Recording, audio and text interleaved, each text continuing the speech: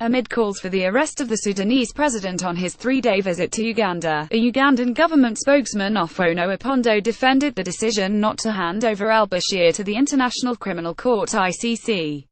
He said al-Bashir was a sitting head of state with immunity from prosecution, and went further to say that Sudan was largely responsible for politically stabilizing the countries in the region. Opondo said, "We believe that the constructive engagement with the government of Sudan and Mr. Bashir on a number of regional fronts are yielding fruits. And, therefore, you can see that Sudan itself is stabilizing South Sudan, is stabilizing Somalia, is stabilizing DRC." Opondo said. Ironically, the country that remains on the U.S. list of countries sponsoring state terror appears to be having a sobering effect in the region where hotspots of violence and armed conflicts and internal disputes still exist. Granted, Sudan would argue that their involvement in the internal affairs of others was predicated by the conflict in Darfur, in which neighboring countries were providing safe haven for the armed groups determined to overthrow the government in Khartoum. However, al-Bashir's recent visit to Uganda to meet Yoweri Museveni and last month's invitation to the South Sudanese president were important diplomatic exchanges that have smoothed the way forward for a better working relationship between the respective leaders. Uganda and Sudan have been on opposing sides in the South Sudan conflict, which Uganda stepping in to support the Salva Kiir government, and Sudan are accused of supporting the former vice president, Riek Machar. Read more. Sudan has world's largest copper reserve. Also, Uganda, who have long accused Sudan of harboring Joseph Kony's Lord Resistance Army LRA Museveni's armed opponents, went out of its way to welcome al-Bashir and signed some important agreements, including the establishment of direct flights between Khartoum and Entebbe. Relations between Sudan and Uganda have been strained for several years, not least after a Ugandan Foreign Office spokesman said back in 2009 that al-Bashir would be arrested if he stepped foot on Ugandan soil and would be handed over to the ICC. Although President Museveni rang al-Bashir to apologize for the incident, this was the first official visit to Uganda post the ICC indictment. Reports say that talks on the Ethiopian dam was also high on the agenda. The visit by the Sudan's head of state comes a month after the United States lifted some of the economic sanctions against Sudan, in which two of the direct conditions stipulated by former President Obama was that Sudan had to cut ties with the opposition groups of Uganda and South Sudan.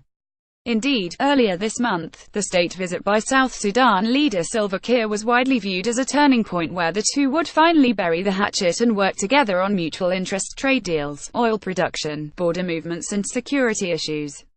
Read Sudan and South Sudan agree to end tension. Those agreements included the opening of 10 border crossings and creating a 20 km demilitarized zone 10 km from each side of the border, and finally trying to reach agreement of the intractable problem of the oil-rich border town, AB.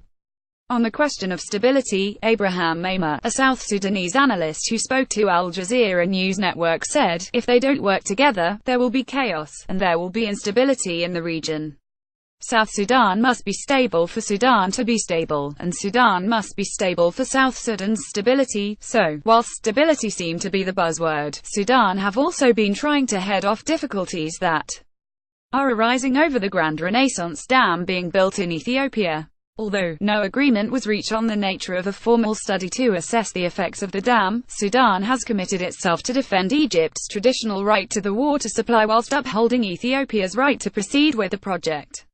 Despite Sudan's ongoing border problems with Egypt over the Halaliab and Shalatin area, Sudan have managed to avoid armed confrontation, contrary to the growing call by forces within Sudan to retake the area by force.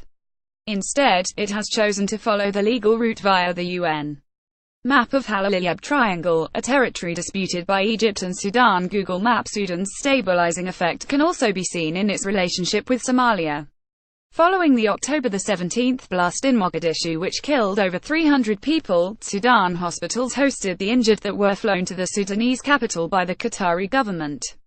Recent high-level visits and exchanges of intelligence also see Sudan working closely with Somalia against the threat of the militant group al-Shabaab.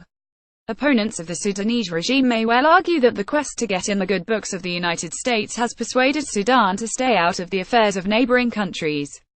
Essentially, halting the airstrikes in Darfur and allowing humanitarian aid to enter the region has been key in taking the pressure off Sudan and dissipating the support of neighboring countries.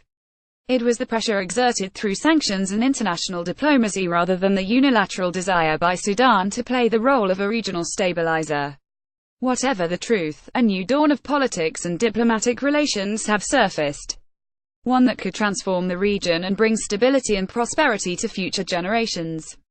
The recent visits by the presidents of South Sudan to Sudan and by al-Bashir to Uganda may yet prove to be two of the most important events in the historical calendar of rapprochement and détente in the region.